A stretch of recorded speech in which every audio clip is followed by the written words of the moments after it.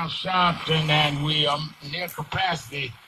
You should call if you're coming to National Action Network Convention. Go to www.nationalactionnetwork.net. Like I said, we just added Chris Matthews from Hardball on MSNBC has just confirmed he's doing the media panel along with Charles Blow and Angela Rye and others. And Chris Hayes is going to join the panel, Eric Holder and others, around the State of the Union with Donald Trump as president. And we're coming out each of these sessions with action plan. You're going to want to be here April 18th to the 21st. Let's go to Chicago, WVON 1690, to Cynthia. Cynthia, you're keeping it real with Al Sharpton. Hey, Reverend Sharpton, how are you? I haven't called you in a while, but I'm listening. All right, good. Good. You know, I've been listening to the callers and people calling in saying this doesn't work and that doesn't work. But can you imagine if the young people had that same mindset? Those young people who marched all over this past weekend, they come from different backgrounds. They don't have the same ideals. They don't agree, I'm sure, on every, the way things are done. But they came together for a common cause. That's right. And so I think until we get that mindset as older people and people who, want to be in charge of this and that, it's okay if you feel that you want to do it this way or that way, but come together as a whole to make a statement, to get something done. We've seen this happen before with this young man. We can't expect anything from the Attorney General. Nothing's going to happen there. But if we collectively come together, Reverend Al, we could make a powerful statement and point like those young people did. Yeah. But we got to get out of self and stop, throwing each other under the bus.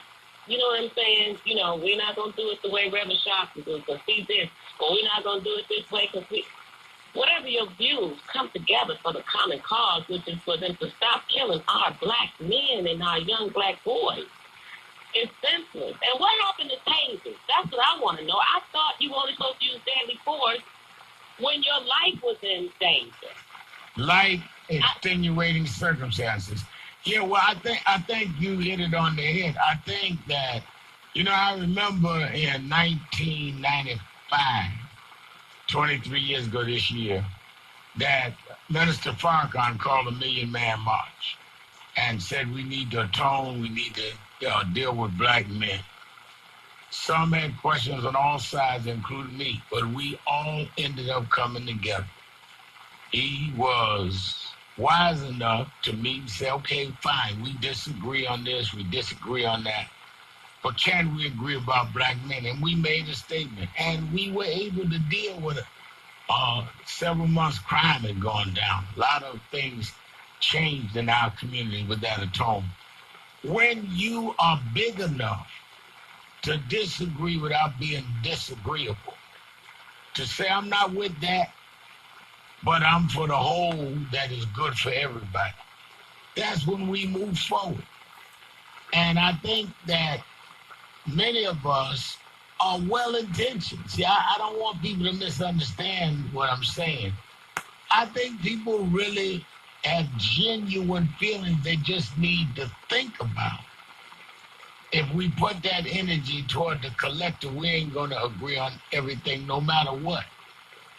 But we only have a certain amount of time and space on this earth. Let's use it for what's going to get us the maximum progress. Rick in Detroit on our 9:10 a.m. superstation. Rick?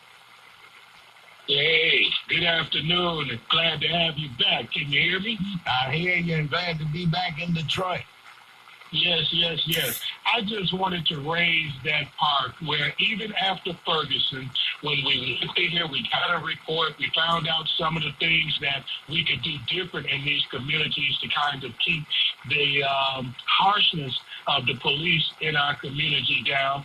And we didn't invest in it, meaning a lot of these cities, municipalities didn't invest in collecting the individual's claims and experiences with police contacts. I believe, as the Holder report indicated, that more information, early information, would make a difference in some of these cases. You know, this kind of reaction and shooting, it doesn't just happen. You know, they've been taught this. There is going to be a tail of behavior when you see this kind of accumulated response. And I think that on the ground, because it's also pertinent to organizing, we need to have a place where the individuals in the community can report their contacts with police. And I think that we will find some of those attitudes, some of those gung-ho mindsets that they have, and be able to make, you know, a difference. Plus, if an individual can call and make that report, I'm thinking that they're going to be easier and more pliable to organize and engage going forward. And I just think like in so many instances, we drop the ball when it comes to, you know, raising the value of the individual, their claims and experiences, because, you know, when we do that, we raise their importance, we raise their participation.